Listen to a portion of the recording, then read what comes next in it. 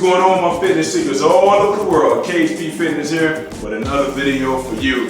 Now I got this idea from a subscriber that went ahead and said, I know you don't really box and you do like the hypertrophy training, but it would be cool to see some boxing moves with the bands. So I'm definitely gonna show you that today, man. I'm gonna go ahead and get up with my buddy Samuel, my client. He just happens to be training with me at about 4:30 today. So I went ahead and got this workout in with him, man. So check this out. Enjoy it. Like, comment, subscribe if you love the video.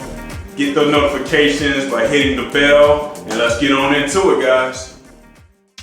All right, so the first move we opened up with is some feint takedowns to overhand punches.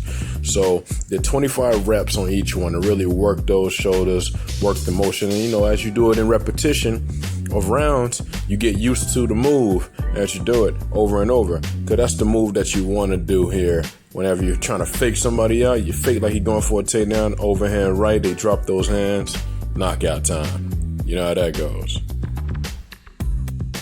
Second, we did a combination of jab, cross, and uppercuts, 25 reps each for 3 rounds. So we did that. Went back and forth, like to give you guys different camera angles. Boom, there you go. Did some jab, cross, uppercuts. Man, this move right here, it's a good combination, man. You never want to just throw one strike. Everybody thinks they can knock somebody out with one strike, but you always want to have those combinations lined up just in case there is a situation where that person's chin is a little stronger than what you thought. So that's what we did here. Jab, cross, uppercut, 25 reps for each one of them. Oh, and disclaimer, don't go telling everybody KHP Fitness told you to do this now. I don't want no cases. All right, after that, we did some standing flurry punches for 100 reps. Then we did some ground and pound for 100 reps.